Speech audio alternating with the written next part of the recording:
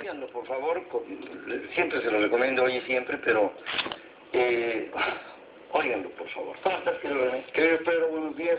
Escuchas, buenos días. Pues muy contento, Pedro, porque la entrevista que vienes de hacer me viene como anillo al dedo para el comentario que me gustaría formular el día de hoy. Pero en condiciones políticas normales, naturalmente el comentario de hoy tendría que versar sobre los ajustes que a raíz del resultado electoral del domingo tendrían que hacer Enrique Peña, quien seguramente tendrá que hacer ahora política a pecho a tierra. ¿Por qué? Porque ya nada más está en la vitrina. Le queda de aquí al 15 de septiembre, el 5 de septiembre para rendir el informe, el 15 para entregar el poder, y está en una vitrina de vidrio muy delgado, y por consecuencia sobre la perspectiva que le arroja el resultado del PRI tiene que ser en extremo cuidadoso.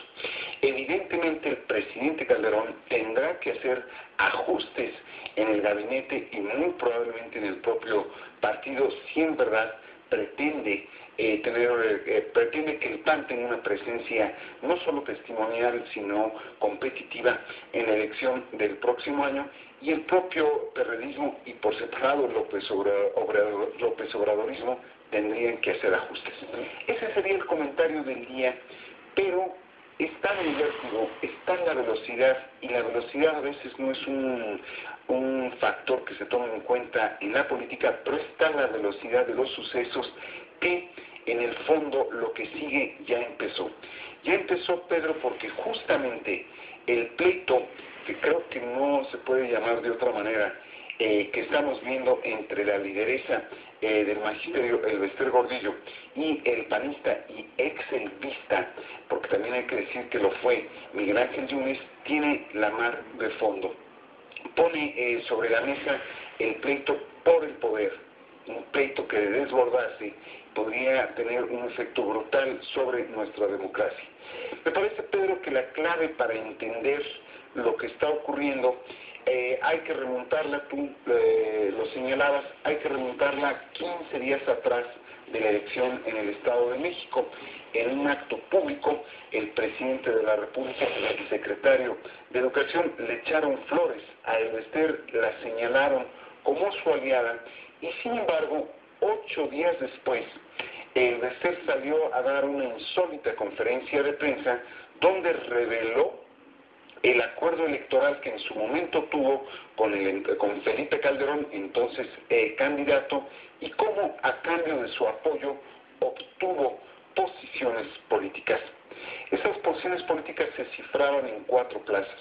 La Subsecretaría de Educación Pública, que todavía la tiene su yerno, la Lotería Nacional, el ISSSTE y el Consejo, el Secretariado del Consejo Nacional de Seguridad Pública, donde estaba Roberto Campa. Poco a poco, esas 4 posiciones que había negociado fueron cambiando de nombres, pero no fueron reponiéndose las posiciones del Elbester.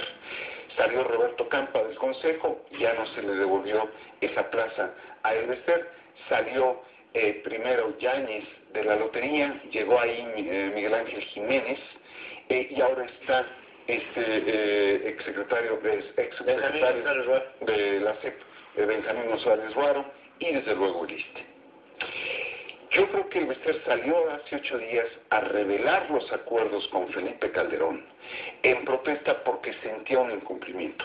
Eso que me pareció un desplante fuerte contra el presidente de la República, y por el otro lado dejó sentir, al señalar que ella metería, es textual casi, en una licuadora a todos los precandidatos, dejó sentir que estaba en disposición de entrar a negociar con aquel que quisiera llegar a un acuerdo con ella. La reacción más llamativa de esa declaración fue la de Enrique Peña, que con cuidado solo señaló que Elbester era amiga del Estado de México. Muchos políticos se deslindaron de ella, pero llamó la atención que subrayara la amistad de la profesora con el Estado de México, que está raro el pronunciamiento, pero a fin de cuentas es una deferencia.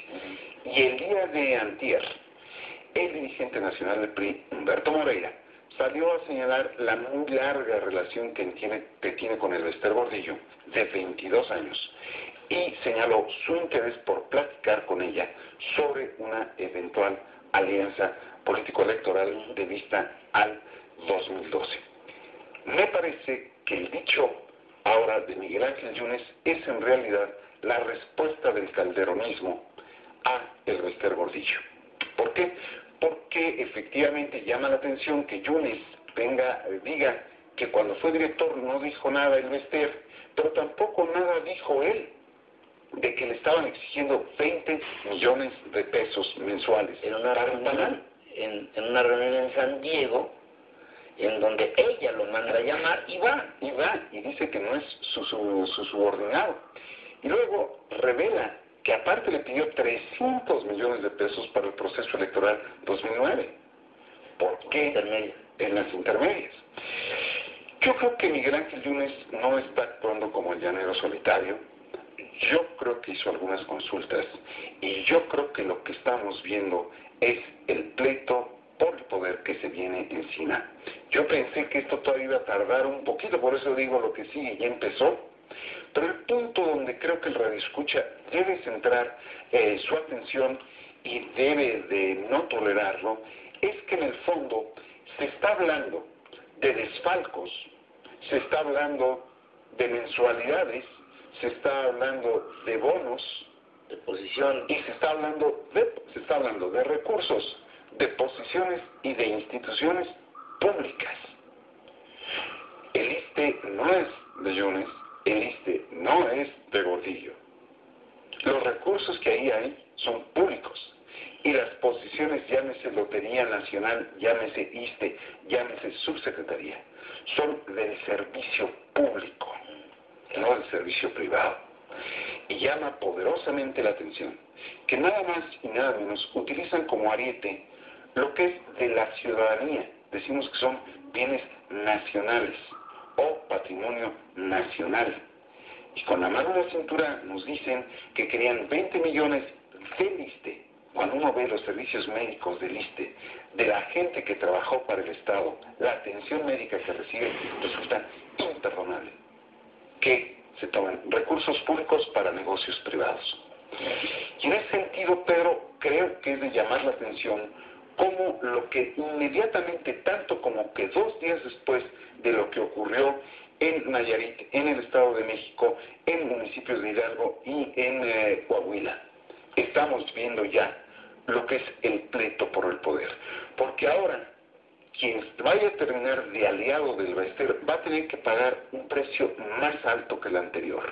Esto es, ya queda claro que el Bester Gordillo trafica con plazas, trafica con recursos, trafica con instituciones y con el tiempo.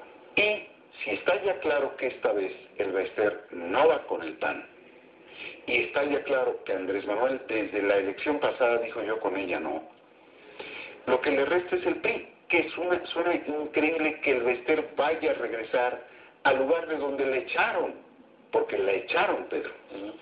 Pero por eso importa mucho que el radioescucha, en tanto ciudadano, comience a prestar atención a lo que está ocurriendo.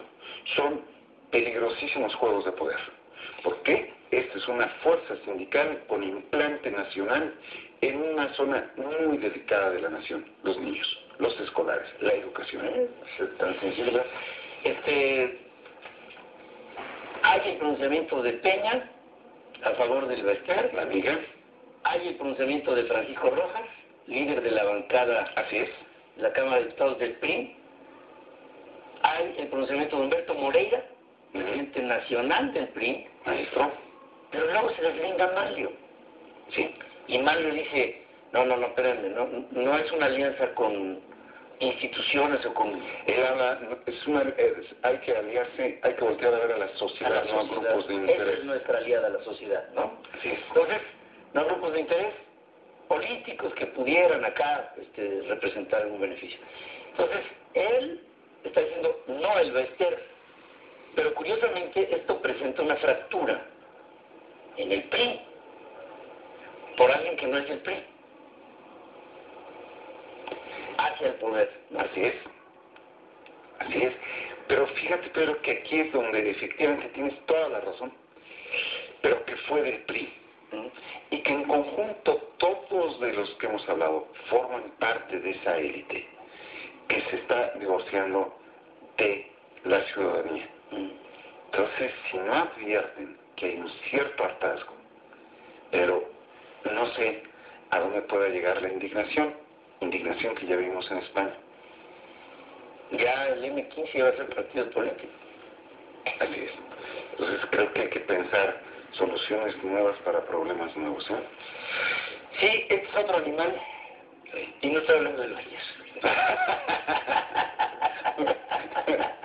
¿Qué cosa? Yo estaba proponiendo que en el caso de Bester también valdría la pena que pusiéramos a todos los líderes sindicales y los metiéramos en una licuadora. Pero la dejáramos cerrada, la licuadora. Ese licuado ya no se sirve. Gracias, querido. Fui elegante con lo de licuado. Sí, quién sabe qué resultaría. Más bien como desechos del gordo de Xochiaca. Lo dejamos.